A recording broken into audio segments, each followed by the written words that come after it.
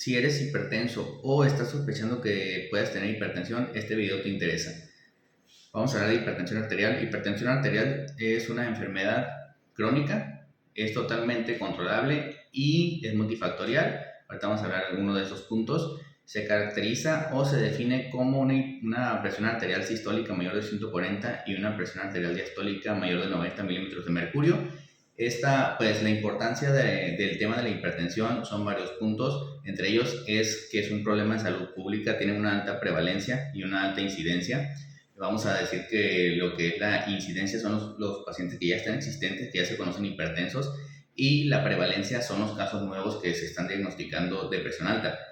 Está asociada también al desarrollo de enfermedades cardiovasculares y pues también cerebrovasculares, entre ellas, por ejemplo, cardiovasculares como insuficiencia cardíaca y las cerebrovasculares como lo que son los eventos cerebrales o enfermedad vascular cerebral, que los conocen como embolias cerebrales, ¿no? La prevalencia, pues los casos existentes van más o menos del 30.7% en mayores de 20 años y pues hay que tener en cuenta que aunque tenemos una alta prevalencia, 2 de cada 3 pacientes hipertensos no saben que son hipertensos, entonces no se diagnostica y muchas veces por eso vienen las complicaciones. Hay que tener en cuenta que la presión alta muchas veces no se siente. El sentirme bien no quiere decir que no sea hipertenso, así que ojo con eso, hay que estar valorándose la presión. Y más si tenemos algunos factores de riesgo como obesidad, sedentarismo o alguna otra comorbilidad, si soy diabético, si no hago ejercicio, pues habría que estarme revisando la presión arterial.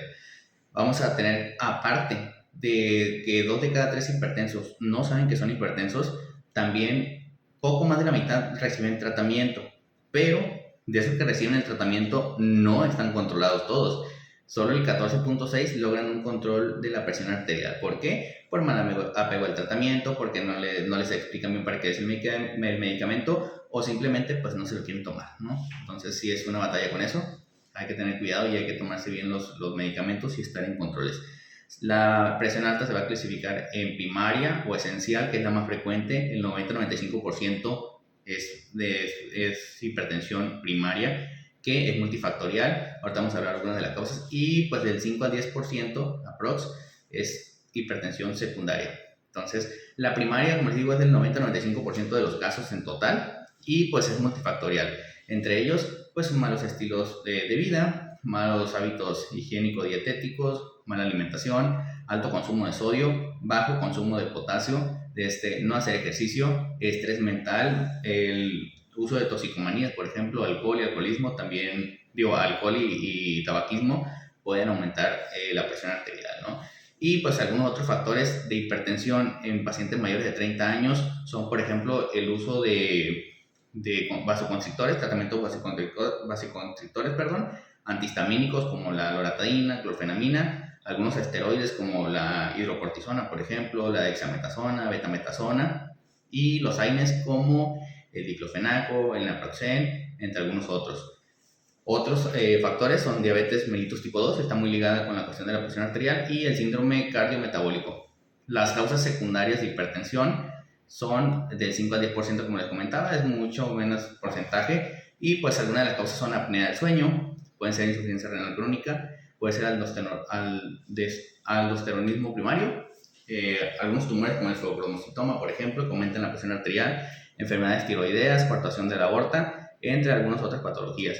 El diagnóstico a tener en cuenta, para hacer el diagnóstico de presión arterial, si yo me tomo la presión y me sale elevada, mayor de 140-90 en una sola ocasión, no es diagnóstico de hipertensión arterial. Hay que llevar una bitácora por una semana y si me sale 2, por ejemplo, me salió la primera vez alterada, me vuelvo a tomar la presión y ya no sale alterada en una segunda ocasión, no es diagnóstico de hipertensión, pero sí se recomienda empezar a hacer algunos cambios en el estilo de vida, en la cuestión dietética y pues mejorar algunos hábitos, ¿no? Si fumo, por ejemplo, pues hay que tratar de irlo disminuyendo para disminuir el riesgo de complicaciones o progresión a hipertensión arterial.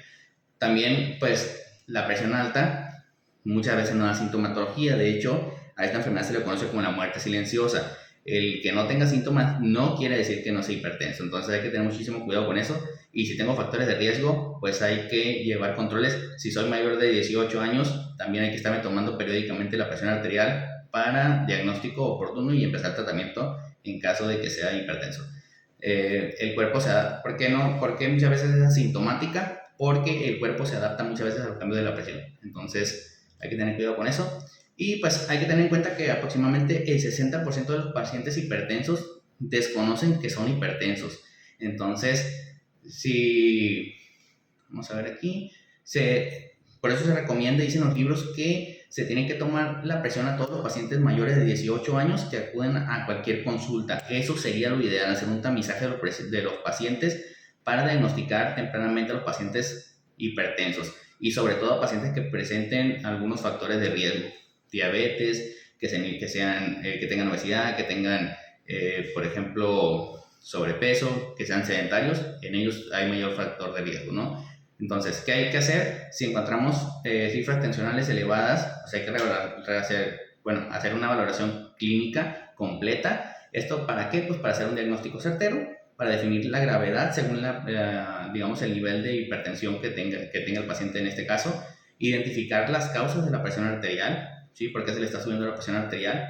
Y pues evaluar el estilo de vida del paciente, eso es bien importante. Entonces hay pacientes que tienen mayores factores de riesgo y pues mayor, por ejemplo, riesgo de complicaciones de la presión. Y muy importante identificar si existe o no daño órgano blanco, por ejemplo, que pueda tener alguna enfermedad cardiovascular, que tenga ya daño en el riñoncito o que tenga daño a nivel cerebral, por ejemplo, que llegue con alguna embolia, que llegue con disminución de la agudeza visual, por ejemplo, o alguna otra sintomatología. Entonces, ¿qué hacer si me salen las cifras altas de la presión arterial? Uno, pues como digo, una sola medición de la presión arterial elevada no es diagnóstico de hipertensión. Hay que hacer un monitoreo, un tamizaje por una semana, estar anotando la fecha, la hora y la presión que me estuvo saliendo, y esa hoja llevársela a su médico de control o a su médico particular, a su médico familiar, para que él evalúe y pues él decida si iniciamos o no iniciamos con tratamiento antihipertensivo. Si el paciente es hipertenso, pues ya iniciar con cambios en el estilo de vida, eso es lo principal que dicen las guías.